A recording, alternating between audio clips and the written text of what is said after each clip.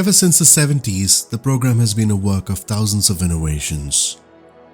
NASA has been a popular agency, not just at the US, around the world, inspiring generations with their brilliance. Human spaceflight and aeronautics have been made possible by very few courageous people. History repeats itself, I would imagine, at the sim, coming from LordFrites and his team. One of the things that truly fascinates us at the sim is the level where folks can accomplish amazing things, helping us experience each of their creations at the sim. Hope you've all been great, ladies and gentlemen. Another exciting episode of the Hangar Talk series. We usually bring in Freewares, upping your game at Microsoft Flight Simulator. More fun for sure, so hit that subscribe button as it can greatly help us.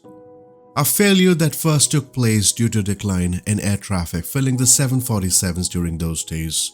Now American Airlines sold it to NASA. An extensive modification was required by NASA, and it wasn't an easy task to install the entire setup, adding mounting struts on top of the 747, trying to match the fittings on the shuttle that can attach to the external fuel tank for launch. There were a number of changes trying to match the expectations. From avionics, engines, we saw an upgrade as well, plus vertical stabilizers, adding to the tail to improve stability when the orbiter was being carried. Now behaviors were affected as well. Range is getting affected extensively, and with the additional drag and weight of the orbiter, the range was reduced to 1,000 nautical miles from 5,500. That's quite a change.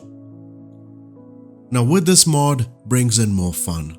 A great effort with the support of 747 of course. It doesn't have to be the default 747 we have at the sim.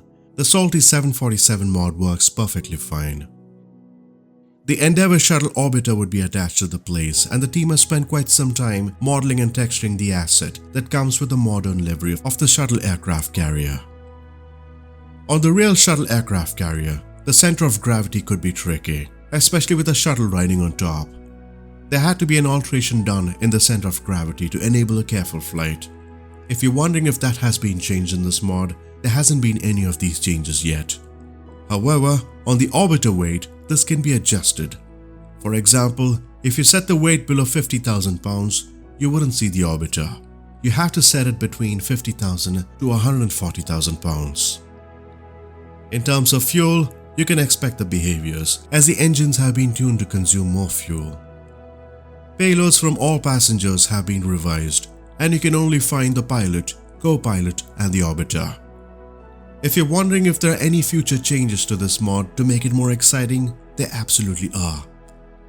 Still in discussions, but looks exciting from a system in the cockpit to separate the orbiter in midair, a new design for 4 engines to match the 747-100s, a newer livery, plus some flares.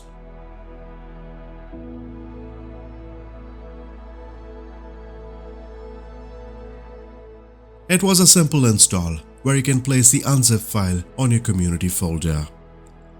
Big thanks again to the team of LordFrites. A brand new add-on taking us back to history, and I think it's worth it.